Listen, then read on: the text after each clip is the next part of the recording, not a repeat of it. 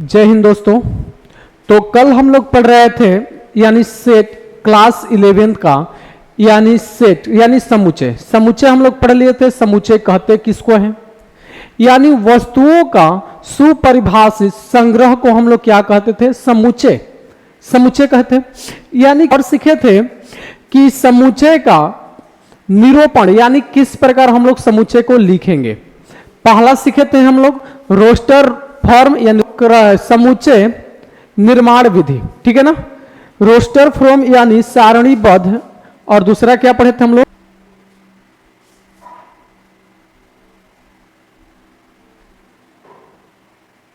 निरूपण। यानी दो टाइप से हम लोग देखे थे। पहला रोस्टर या सारणीबद्ध रूप, और दूसरा क्या देखे थे हम लोग? समुच्चय निर्माण रूप।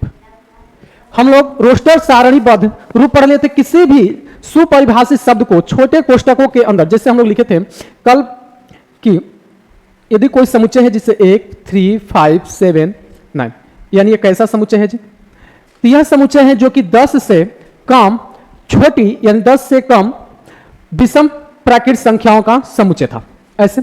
और इसी को हम यदि लिखे समुच्चय निर्माण रूप में तो उसके लिए एक थोड़ा सा कुछ नियम है जो कि है इस विधि में। किस विधि में? समुच्चय निर्माण विधि में। इस विधि में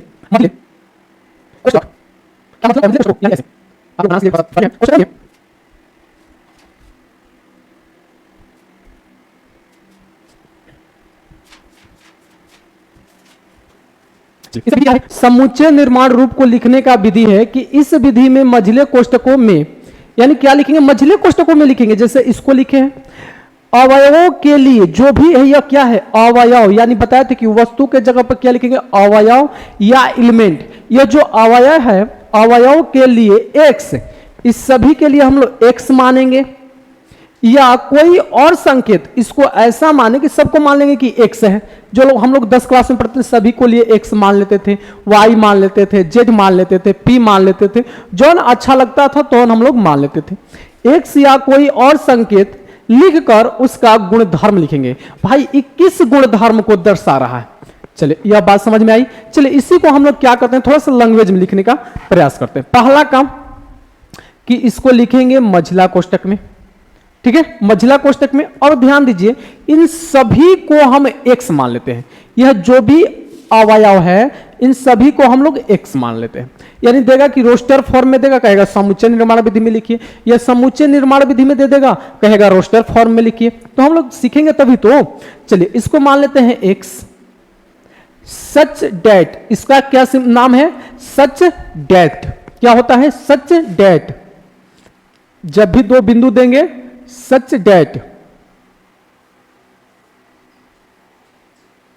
सच डेट, समझिएगा। सच डेट का मतलब होता है इसी प्रकार या इसके लिए इस प्रकार है। क्या है? इस प्रकार है। यानी इसको मान लिए एक्स। समझ, एक्स जो है, ध्यान दिया जाए, एक्स जो है यह सबको क्या माने हैं? एक्स। यह एक्स जो है क्या है बंधु? तो यह जो है 10 से कम, यह क्या है? 10 से कम विषम प्राकृत संख्या है।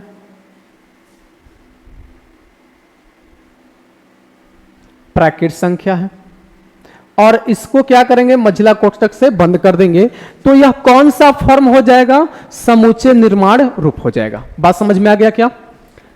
इसको हम लोग ऐसे लिख सकते हैं। कैसे? समुच्चय निर्माण फॉर्म में। आप घबराइए मत, आप यह नहीं समझ में आया होगा तो और हम लोग जब क्वेश्चन को डील करेंगे तो और अच्छे से समझ में आपको आएगा, आई होप। चलिए उस समय भी आपको समझाएंगे। आगे बढ़ते हैं, देखते हैं टॉपिक।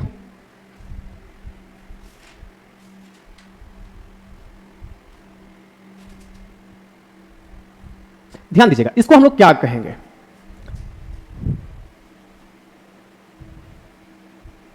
Belongs to.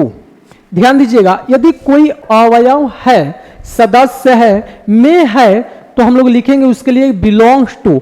इसका संकेत जो होता है, इसका संकेत बिलोंग को हम लोग ऐसे लिखते हैं, ऐसे इसको क्या पढ़ते हैं, बिलोंग्स टू। समझिएगा यह बिलोंग्स टू क्या है समझाएंगे, बस अभी आप समझिए जो हेडिंग हम डाल रहे हैं।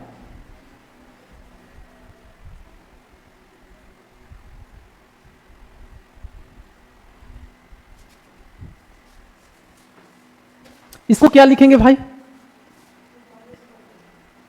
डज नॉट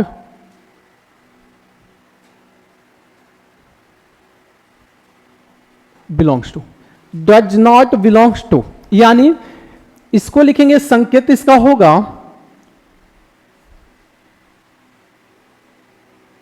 इसको कहेंगे नॉट बिलोंग्स टू। क्या, नॉट बिलोंग्स टू।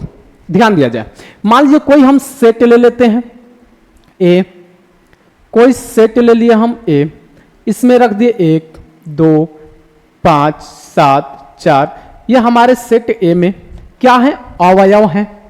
तो हम कहेंगे, लिखेंगे इसको कि ए जो है, एक जो है यह बिलोंग्स कर रहा है, बिलोंग्स यानी है किसमें, तो सेट ए में। ध्यान दिया जाए, यह एक जो है, ध्यान दीजिए, यह एक सेट ए में है, 2 सेट ए में है, 5 सेट ए में है, 7 सेट ए में है, 4 सेट ए में है। यानी इसको हम लिखें तो एक जो है बिलोंग्स कर रहा है, किसको दिखा रहा है भाई, ए को, कि यह जो है एक सेट ए में है। इसी प्रकार लिखें 2 बिलोंग्स टू ए, बिलोंग्स कर रहा है, या लिखे 7 बिलोंग्स टू ए, यानी सब है कि नहीं। देख लीजिए सेट ए में 7 है कि नहीं। यदि हम लिखें कि 6 क्या ए को बिलोंग कर रहा है, 6 जो है बिलोंग कर रहा है ए को, इसमें जो है 6 है क्या, इस सेट में, सेट ए में 6 है, नहीं है, तो इसको लिख देंगे not belongs to A, 6 not belongs to A. बातें आपको समझ में आई, जो सेट में होगा बिलोंग्स करेगा, जो नहीं होगा उसको क्या लिखेंगे, नॉट बिलोंग्स टू ए। इतना बात समझ में आया, इतना बात समझ में आया क्या। चलिए आगे बढ़ा जाए। चलिए, यानी अवयव है, इसका अवयव है, सदस्य है, में है, अगर नहीं रहेगा तो लिखेंगे नॉट बिलोंग टू, इसमें है ये नहीं है। ठीक है, इतना बात समझ में आया का। आगे बढ़ जाए।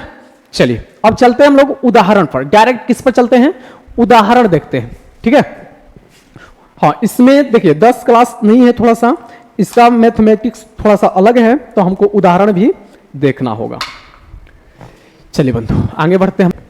उदाहरण 1 क्या कर रहे हैं, आराम से पढ़ेंगे, अभी हम लोग स्टार्टिंग में हैं तो आराम से धीरे धीरे पढ़ेंगे, स्पीड बढ़ाएंगे, आगे चलकर स्पीड को क्या करेंगे, थोड़ा सा तेज करेंगे। अभी समझिए आप, समीकरण x square plus x minus 2 equal to 0 का हल समूचे रोस्टर रूप में लिखिए। किस रूप में लिखना है, रोस्टर रूप में। तो सबसे पहले इस समीकरण को हल करेंगे और जो भी मान हमें प्राप्त होगा उस मान को हम लोग किस रूप में लिख देंगे, तो हल समुच्चय रोस्टर रूप में लिख देंगे। आइए तो देखा जाए तो यह क्या लग रहा है, हम लोग बचपन में यानी 10 क्लास में ऐसा पढ़े हैं कि यह द्विघात समीकरण है, इसका हम लोग क्या निकालेंगे भाई, हल करेंगे यानी मूल निकालेंगे। तो इसको यदि तोड़े हम तो क्या होगा, x square plus x minus 2 बराबर 0। इसको तोड़े तो x square plus x minus x plus 2x minus 2 equal to 0 हो जाएगा। देखा जाए यह एक्स स्क्वायर, 2 एक्स में से एगो एक्स घटेगा तो एगो एक्स बचेगा, माइनस 2 बराबर 0। इन दोनों में क्या कॉमन है, तो x बचेगा, क्या यहाँ पर x, क्योंकि x यहाँ पर 2 गो है और यहां से x ले लिए तो बचल कुछ नहीं तो 1। इन दोनों में क्या कॉमन है, यानी शामिल 2, यानी x यहां पर 2 ले लिए तो कुछ नहीं तो माइनस 1 बराबर 0। ध्यान दिया जाए, द्विघात समीकरण जब भी हल करेंगे दोनों का बीच वाला बराबर आना चाहिए, अन्यथा गलत हो जाएगा। चलिए होगा क्या, x प्लस 2 बराबर 0 और x माइनस 3 बराबर 0। प्लस में इधर जाएगा तो माइनस में, यानी x बराबर माइनस 2, माइनस में यहां पर क्या होगा 1 ना, 1 इन दोनों में से, तो x बराबर माइनस में इधर जाएगा तो प्लस में, तो आंसर हमारा क्या आ गया, माइनस 2 और 1 आ गया। तो इसको हम लोग किस फॉर्म में लिखेंगे, रोस्टर फॉर्म में, यानी रोस्टर रूप में। कैसे लिखते हैं भाई, मझला कोष्ठ लगाएंगे और इन दोनों को लिख देंगे कोमा देकर -2 और 1 और फिर मझला कोष्ठ बंद।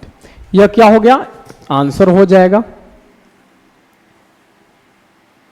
रोस्टर रूप हो जाएगा। कितना सिंपल है, आगे देखा जाए।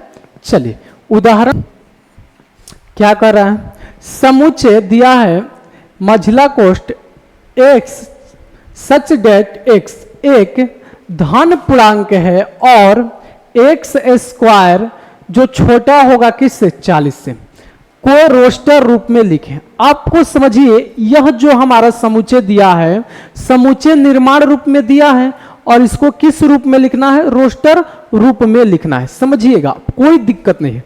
पहले समझते हैं, यहां से यहां तक हमको समझना है। यह क्या है, हमारा समुच्चय निर्माण रूप। करे कि x जो है, x क्या है, x एक धन पूर्णांक होगा। क्या होगा, एक धन पूर्णांक होना चाहिए। धन पूर्णांक कहां से चालू होता है जी, जिसे 1 2 3 4 5 डॉट डॉट डॉट, ये सारे क्या हैं, धन पूर्णांक हैं। और एक्स स्क्वायर यानी हम x का स्क्वायर करें, x का स्क्वायर करें, x का स्क्वायर करें, x का स्क्वायर करें, तो वह 40 से क्या आना चाहिए, कम आना चाहिए।